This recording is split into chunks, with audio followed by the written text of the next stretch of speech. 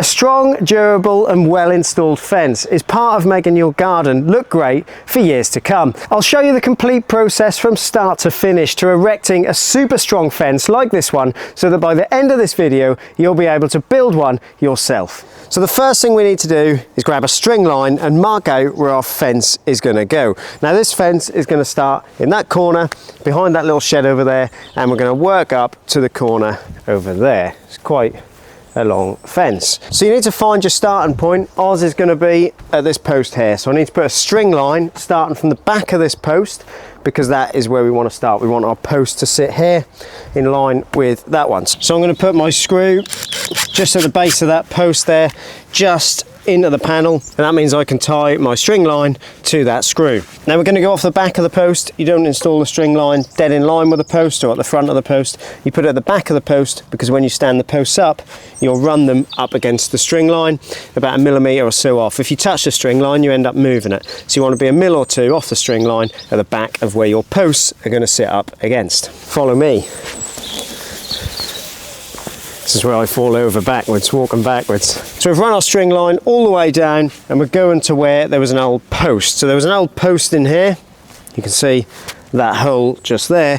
We're going to put our string line onto a stake, so just at the back of where that old post was, because that is where we're going to be finishing. Now what we'll do is pull our string line nice and taut. We don't want it all sagged along the ground.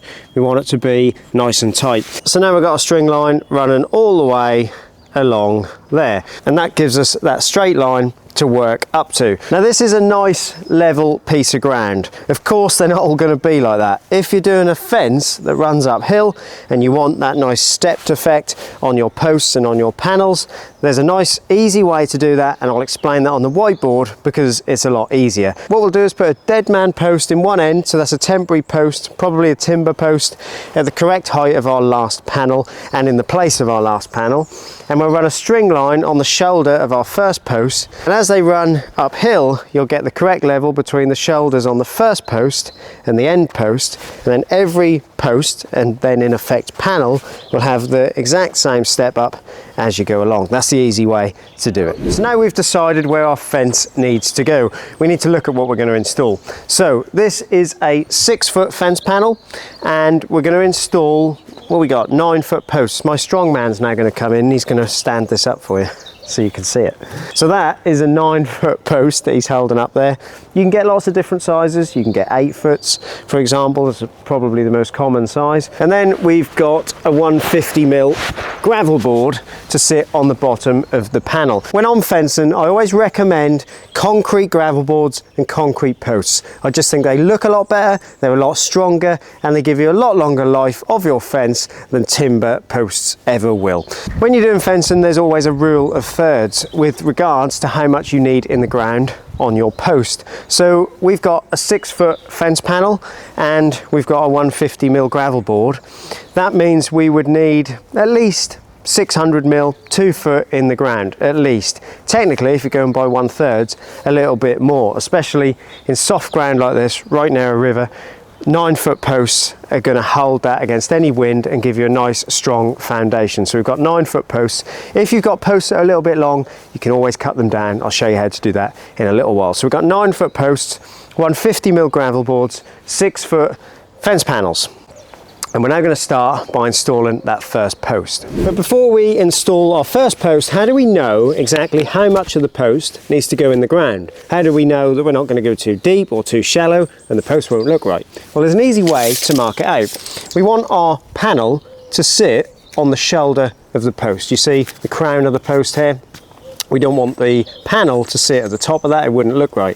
We want it to sit on this shoulder. So measuring off the shoulder, what we're going to do is measure out for our panel first. So we know we've got a 6-foot panel. We're going to make our first mark at 6 foot on the edge of the post there. We then know we've got a 150mm gravel board, so we'll make another mark at 150mm. So we now know that this way of that second mark there takes into account the panel and the gravel board, so they'll sit at the correct level, and we just need this piece here in the ground. Now some people like to use a bigger gravel board or even 2 gravel boards. You'll see that sometimes you stack 2 gravel boards on top of the other. You might have a 4-foot panel and then have 2 bigger gravel boards. If that's the case, of course, you just measure out for whatever you've got on top of the ground. Now here's a little trade trick for you before we dig this first hole. One of the tools we're going to use today are post hole diggers to get the soil out of the post hole, right?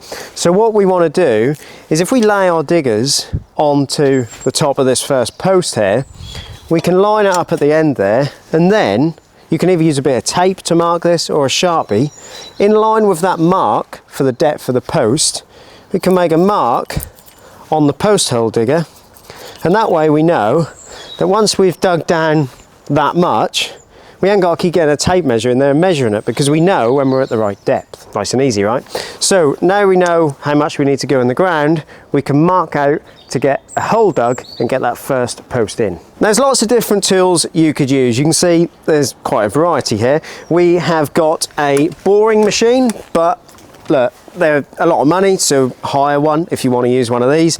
It does make the job a lot quicker, but even if you are using one of these, you're going to need a variety of different spades. This is a grafter shovel, probably the most universal and useful tool. You can get them anywhere, they're nice and cheap. I think this was 18 quid. I snapped the head off the last one. I had a wooden handle one, used it as a lever bar and snapped the head off it, so I've got a nice shiny new one. So grafter shovel, a general spade. This is a little, I can't remember what they call this. Let's call it a short man's spade, right?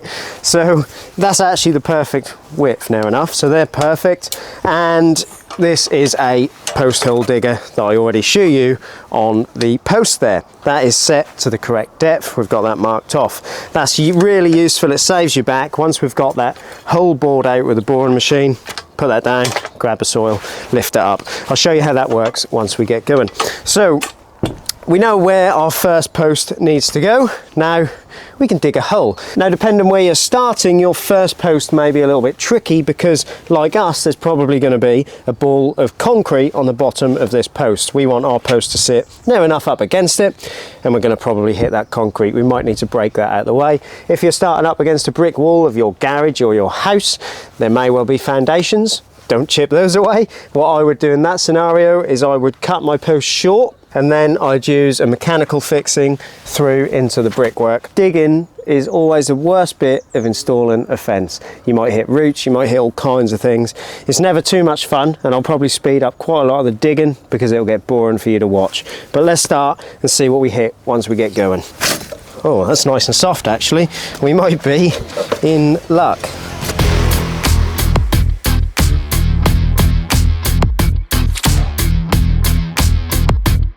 Don't try and dig the soil out with a spade or a shovel. You'll end up just making a massive wide hole. You'll use loads of concrete. It'll be a nightmare. You'll have your hands in there and all kinds of things. And that is why the post hole digger is key. And I'm out of breath already. I'll show you post installation in more depth on the next post, because there's nothing to lean it up against. This one, because this first post is going to be leant up near enough against this one, that's not really me showing you the correct way to plumb a post if I show you on this one. So we're going to get this one set in, and then we'll show you more of the process on the next post once we've got this first bay installed. Now of course it's important that that first post is plumb, so check with a level or a post level. Just grab that post level so I can show them. Go all the way around and check the post is plumb. Now there's a big gap this side of the post, and that's because this fence here is leaning over that way. It's a mile out. So it makes ours look bad. It's actually that one that's bad. That's perfect. The other thing, when you're setting your first post, of course, make sure you've got the slot in the side of the post that the panel slots into, facing the direction you're going. Now a little trick when you're fencing, rather than keep lifting these gravel boards in, I know we're installing it over there, but it doesn't really matter. Rather than keep lifting these in and out and leveling the gravel board, get yourself a 6 foot level like this one here. Of course, that's the same as our panel and the same as our gravel board. And all we need to do is level the level on the ground from post to post. That also allows us to mark the correct distance. So if I put my 6 foot level into the slot on our first post, run that along just in front of the string line, and what I can then do is with my shovel I can just mark where the next post needs to go. And by using the level, I know exactly, because it's 6 foot, where the next one's going to go, where that gravel board's going to go, where the panel's going to go. I've marked out exactly just by having a 6 foot level. The other thing I can do with my level is level the ground. Rather than lifting the gravel board in and out because they're heavy, it's a pain, all I need to do is level the level. Dig out the piece of ground, this one's running uphill, dig it out very slightly because you can see there's a hump in there. Once I've got that level perfect, we can install the gravel board. The gravel board will be perfectly level, and so will the panel. So what you want to do is get the owner of the property out there to dig his own hole. All he's going to do is he's going to dig the top off this ground here to get that level perfect so that we can get the gravel board in. And that level is perfect, so our gravel board can sit in there and we know that it's going to be nice and level. Now all I'm going to do, I'm going to get that out of the way. We'll stand that up there for now, and I'll just get a bit of line marker and just spray where our next post is going to go. It didn't really work. Let's do that again.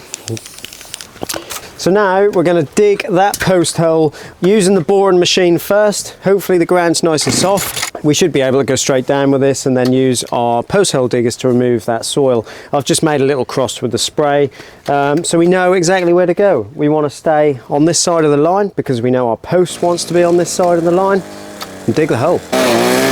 The best technique when you're using this machine is to bring the machine in and out of the ground as you drill to eject the loose soil. Now I'm just going to neaten that hole up with the grafting shovel just to get it perfect, get it the perfect size. Now we'll take out the excess soil using the post hole diggers.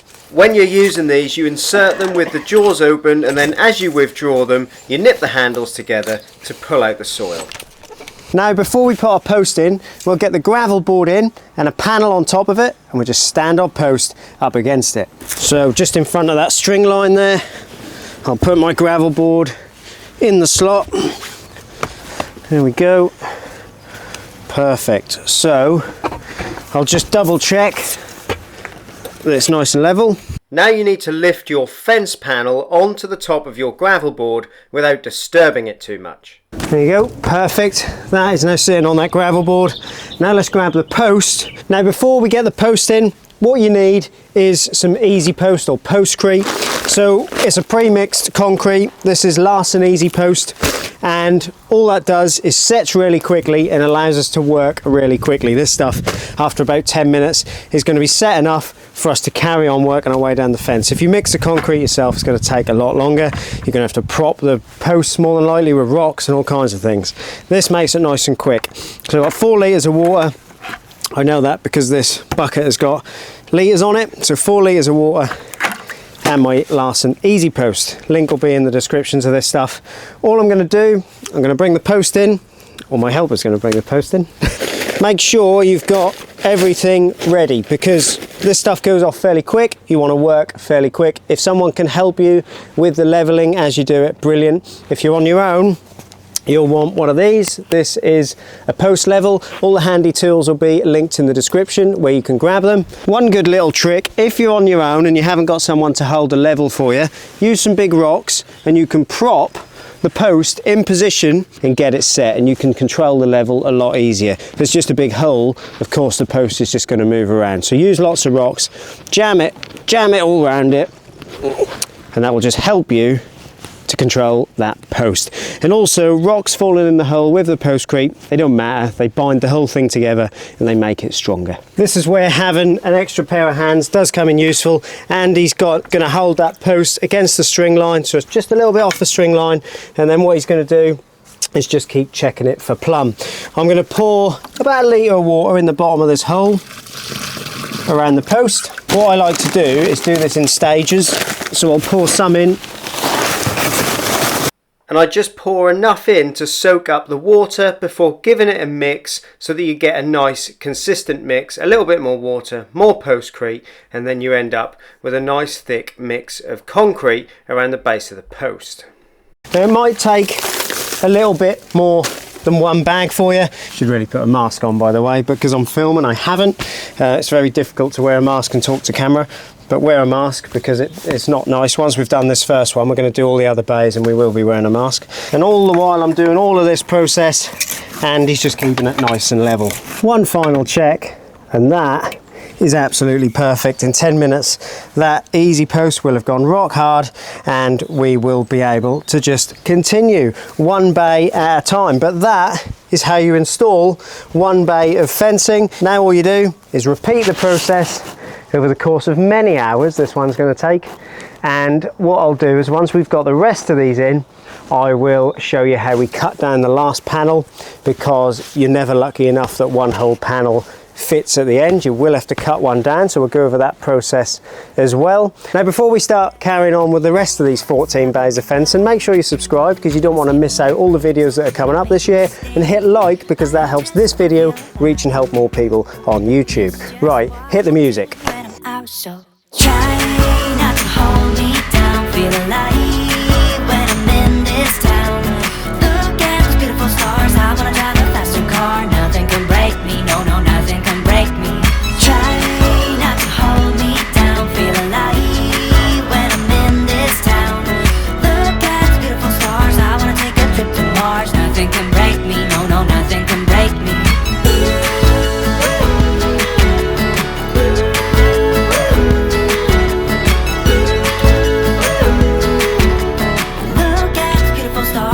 Drive a faster car, lay my troubles to rest, blow the smoke through my cigarette. City lights looking fine, and I know this is my time now. I'm gonna be myself, or I could be someone else. No one's stopping me now. I'm gonna skip my breaks, I'm gonna make mistakes. I just wanna feel alive. It's just what I do when I'm out, so try not to hold me down, feel alive when I'm in this town. Look at those beautiful stars, I wanna drive a faster car. Nothing can break me, no, no, nothing can break me. Try not to hold me down, feel alive when I'm in this town. Look at those beautiful stars, I wanna take a trip to Mars. Nothing can break me, no, no, nothing can break me.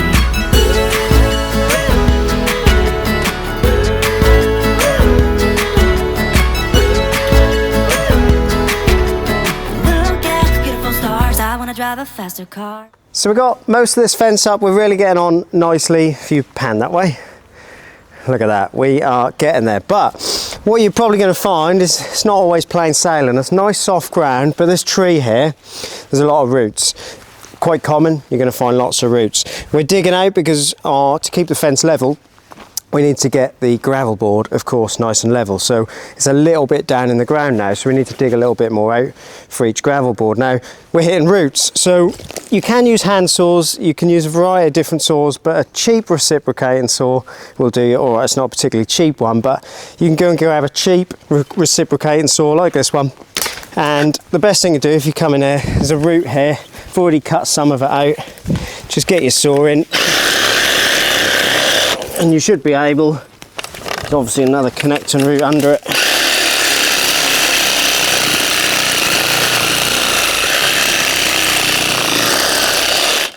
You should be able to do that. Just take them roots out. And then you can carry on with your spade, but that's just an example that it's not always plain sailing. There will be more than likely obstacles for you to overcome. So that's the bulk of our fence installed. We've got a bit to do along this side of the garden, and we've got this corner to do. But if you reach a corner or the end of your fence, you're never really going to be lucky enough to have one whole panel and therefore one whole gravel board as well. You're always going to have to cut them down. So that's what I'm going to show you now, how we cut down the gravel board to fit this space here. So if I turn this camera, you'll see we can't really see a lot, but the last post is going to finish here where our string line finishes. Put your post in first because then that gives you a point to measure to. So this is your last one. So we've made sure that that post there in the corner is nice and plumb. We know that our measurement is going to be correct. and we'll just take that measurement. So that is 1750, and we'll go to the cutter and cut a gravel board and a panel. So we'll cut down our gravel board first. We'll transfer the measurement that we then took and just take that from one end. So we're going to make that mark on there. I'm just going to use a square to square off my mark, so I know I get a nice square cut on there. And you're going to need a cutter of some sort. Doesn't need to be a big one like this. You could just use a 9-inch grinder, but it does need to have a masonry disc in there, and we're just going to cut off that bit. It's the same with your posts. If you've got 9-foot posts, for whatever reason you only needed 8, you'd just take a measurement off and you'd be able to cut through it with a masonry cutter. When you're cutting gravel boards and posts, remember that there's rebar inside, so going through these might be a bit tougher than you expect. So what we're going to do now is lower this down from the top. Now, whether you're a DIY or a tradesman, one thing we need is tools. And on Ultimate Tool Competitions, every single week we do power tool giveaways. And this week we've got something really special for you. Because this week we're giving away a track saw kit, one of the most precise and expensive tools that you guys can add to your toolkit. It's one of those tools that where if you need it, nothing else can replace it. Now, the winner gets to choose between the awesome 40-volt Makita full kit, the one that I use on the channel, but not only that, the incredible Festool, the Milwaukee, and the DeWalt FlexVolt alternative. The winner gets to choose what one they want. Now, already on UTC we've had so many winners and so many positive reviews and experiences, and true to our mission, tickets for this one are cheap and there's not many of them. This is the most incredible opportunity to win a track saw, so do not miss it. So head over to Ultimate Tool Competitions,